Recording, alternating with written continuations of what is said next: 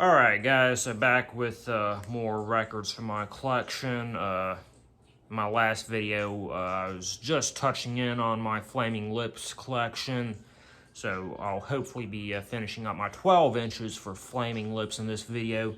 In addition to that, I have about 3 10 inches, a 7 inch or 2, and a decent number of CDs. But I think all my CDs are just the same thing that I have on vinyl. But I'll get to that when I get to that. So for now, let's pick up with the Soft Bulletin. One of their best records. I'm not sure if it's quite my favorite. But yeah, this was a pretty important album for them. They kind of switched from being more of a psychedelic alt-rock band to something a little bit more on the experimental side.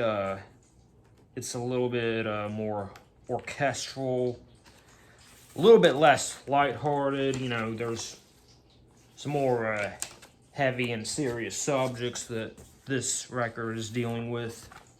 Yeah, you know, the deal. We got some custom sleeves with lyrics on them.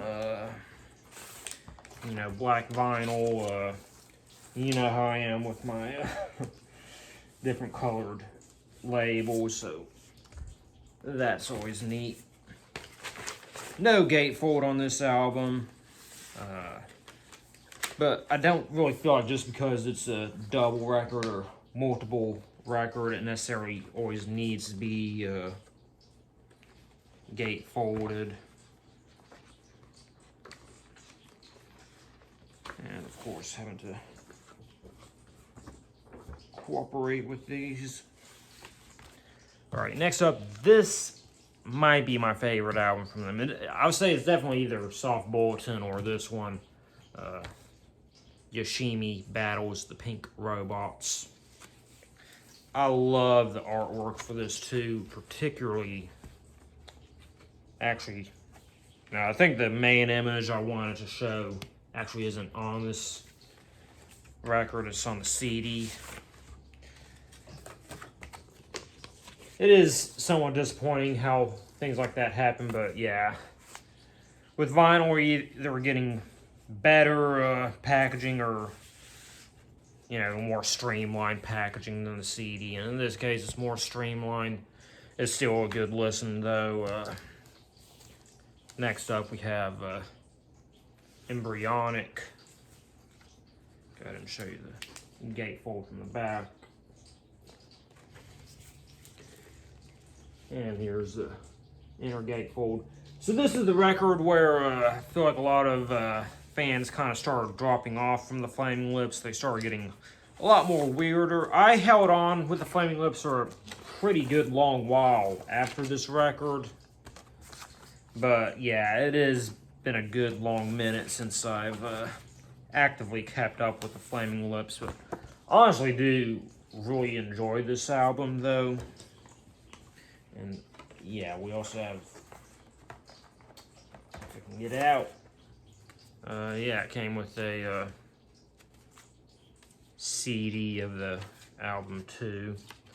I do have it on CD, but I think the packaging on it was different, so that's why I'm still keeping that CD.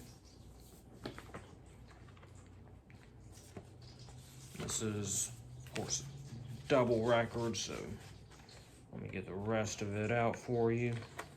So here's LP2.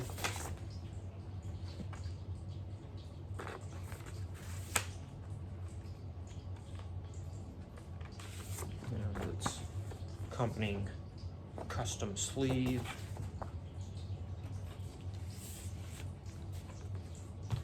So yeah, Flaming Lips are known to do a lot of full album covers, and it tends to be pretty hit or miss for people. But one that I particularly enjoy is their version of Dark Side of the Moon. So the full title of this is The Flaming Lips, Stardeath and the White Dwarfs with Henry, Rollins, and Peaches doing Dark Side of the Moon. So yeah, pretty generous number of collaborators on this record. some songs are performed entirely by Star Death and the White Dwarfs, which, if I'm not mistaken, I believe was their bassist nephew's band or something like that. You know, different songs performed in various degrees of collaboration. But yeah.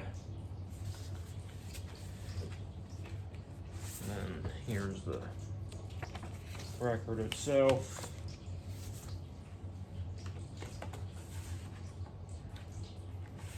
And of course we have a custom sleeve.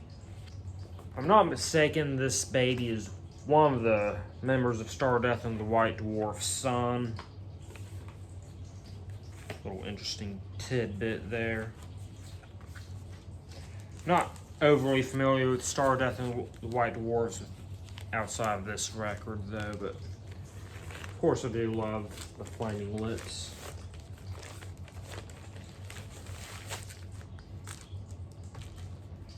Next up is the last full-length album that I got from the Flaming Lips. We got The Terror. Back of it. Gatefold. So this is kind of more of a darker album for them. You know, a lot of their songs have a little bit more of a happier feel to it. This one's a bit more of a downer. It's a lot more abstract than their previous records. Has a lot of sort of like repetitive noise samples on it that I think kind of shook off a lot of listeners. I was able to enjoy it. I will say I feel like it works better as a full album listen than just picking and choosing songs from it. But yeah, after this record, I can't even remember what was released after that or what songs I listened to after that. It's just, I wasn't really enjoying what I was hearing, if I can be perfectly honest. So, I mean, I guess I did stick around for a little bit since I'm about to show you a few EPs and odd releases from them. But yeah, by the time they got to their next record, I kind of dropped off from them. But next up we have Peace Sword. So this record was made for Ender's Game, which I never watched actually, but like I think they wrote the song Peace Sword like specifically for the end credits of that movie, but it ended up not being used and I never saw it to begin with. One thing that I do think is kind of cool is, it's kind of hard to see, but etched in it, it says, "Hey Orson Card, you are wrong." Where's the rest of it? There's another engraving on the back. Then I'm having trouble seeing. Oh, there it is. "Gay people are cool." Because, yeah, the author of the book, Ender's Game, was a homophobe, so that was the Flaming Lips' response to that. I'm kind of find it a bit odd, though, that they would make music for that if they have that opinion, but at least they stated it.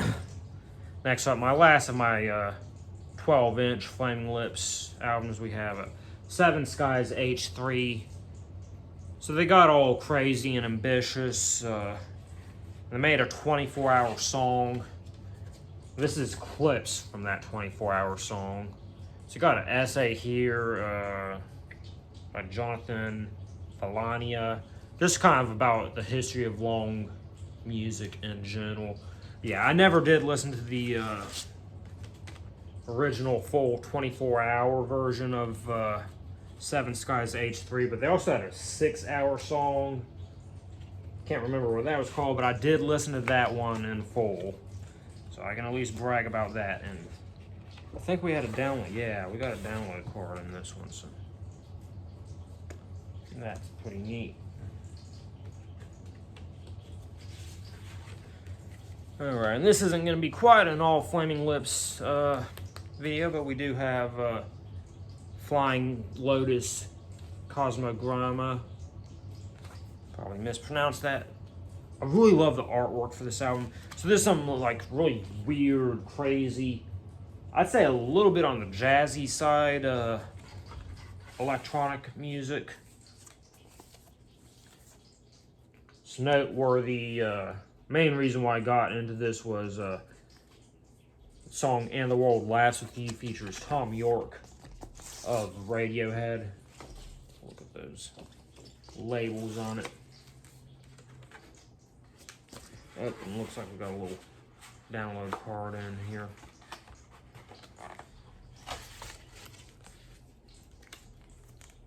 There you go. Probably unreadable. Like I said, most of my download cards, even though they were unclaimed, they're probably expired at this point. Here's the other sleeve. Nice long list of credits on here, you know. Good amount of orchestral accompaniment on here.